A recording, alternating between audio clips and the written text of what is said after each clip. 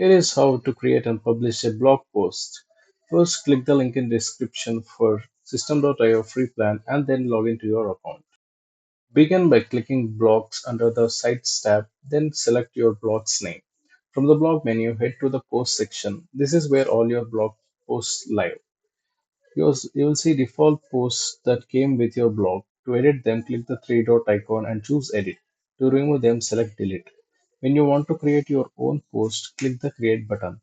In the pop-up, add your post title, brief description, URL path, pick a featured image, and select a category. Finally, click Save to set it up. Your draft post will then appear in the post list. Click the three dot again and select Edit to open the editor and structure your blog post with text, headings, images, and more.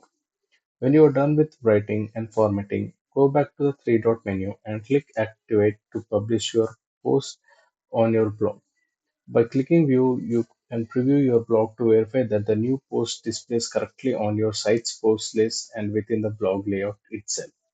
And this is how you can easily create and publish a blog post with System.io. If you found this video helpful, don't forget to like and comment below if you have any questions, and subscribe for more tips and tutorials like this. Thank you guys for watching.